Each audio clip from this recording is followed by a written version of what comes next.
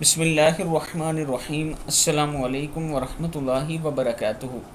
رسول اللہ صلی اللہ علیہ وآلہ وسلم کا ایک بہت ہی پیارا فرمان حضرت عقبہ بن عامر رضی اللہ تعالیٰ عنہ بیان کرتے ہیں کہ ہم مسجد نبوی کے چبوترے پر جہاں اصحاب صفا ہوتے تھے بیٹھے ہوئے تھے کہ رسول اللہ صلی اللہ علیہ وآلہ وسلم تشریف لائے اور فرمایا، تم میں سے کون یہ پسند کرتا ہے کہ وہ صبح صبح وادی بطحان یا وادی عقیقہ جائے اور وہاں سے بغیر کسی گناہ یا خطا رحمی کے 2 بلند کوہان اور موٹی تازہ اونٹنیاں لے آئے۔ ہم نے کہا، یا رسول اللہ صلی اللہ علیہ وآلہ وسلم، ہم سب یہ پسند کرتے ہیں۔ تو آپ صلی اللہ علیہ وآلہ وسلم نے ارشاد فرمایا، صبح کے وقت مسجد میں جا کر قرآن کریم کی 2 آیات پڑھنا یا سیکھنا 2 عمدہ اونٹنیاں ملنے سے بہتر ہے، اور 3 آیات 3 اونٹنیوں سے اور 4 آیات 4 اونٹنیوں سے بہتر ہیں۔